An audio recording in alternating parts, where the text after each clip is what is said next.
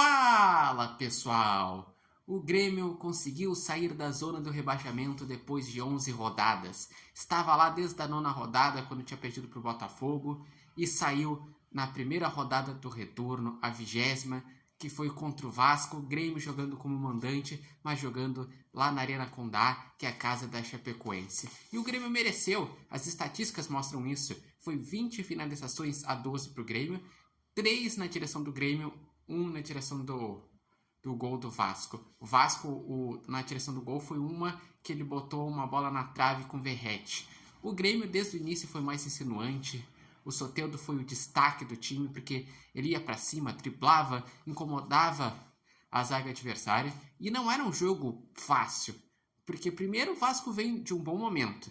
Ele perdeu os últimos 2 jogos, mas antes vinha de 4 vitórias e chegou o Coutinho, que é um grande jogador, e ainda mais tinha a questão do gramado estar pesado devido a uma forte chuva que estava acontecendo, e com isso dificultava tanto os zagueiros para dar o desarme, como os atacantes para finalizar. Então era um jogo atípico, e foi fundamental o Grêmio vencer, porque o Grêmio nos últimos 3 jogos fez 7 pontos.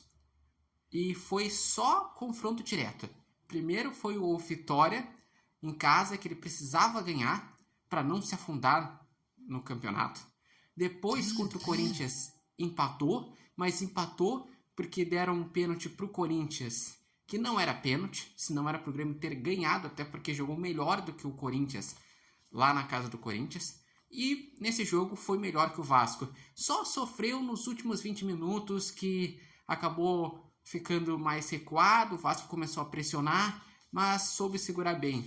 E tenho que destacar que esse esquema de 3 zagueiros que foi implementado nos últimos 2 jogos funcionou, porque com os 3 zagueiros, o Grêmio nesse jogo ele conseguiu não tomar gol e conseguiu chegar forte nas divididas, e no jogo contra o Corinthians também fez um belíssimo jogo. E os laterais subiam mais, apareciam com alas. E o Grêmio tem um fator importante: ele tem 2 jogos a menos do que muitos times no campeonato. Então o Grêmio tem 18 pontos, a mesma pontuação que o primeiro dentro da zona de rebaixamento, que é o Vitória, com 18 pontos. O mesmo número de vitórias que o Vitória, ambos têm 5 vitórias, só que tem um saldo melhor do que o Vitória, por isso que o Grêmio está fora. Mas o Grêmio tem 2 jogos a menos. O Vitória tem todos os jogos. O Corinthians, que é o 15º, tem todos os jogos, tem 19 pontos e 20 jogos. Quem também tem jogos a menos e está nessa região é o Cuiabá. O Cuiabá tem o mesmo número de jogos que o Grêmio. Tem 18 jogos no Brasileirão. E também quem tem um monte de jogos a menos é o rival do Grêmio, que é o Inter, que tem 5 jogos a menos e está com 20 pontos em 14º lugar.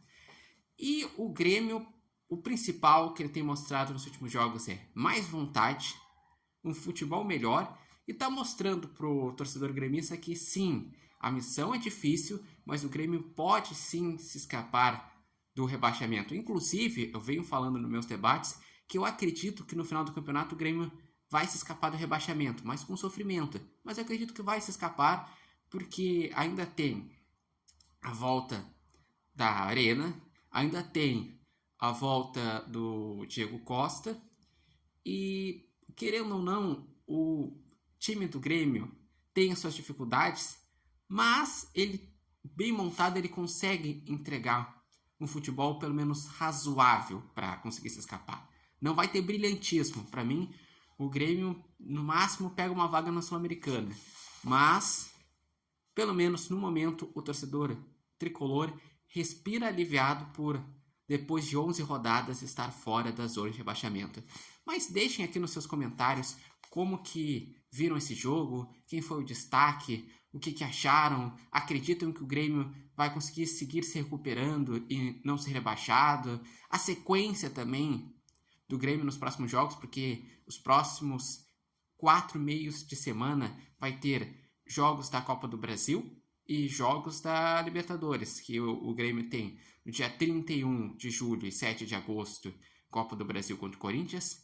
No dia 13 de agosto e 20 de agosto os jogos contra o Fluminense na Libertadores.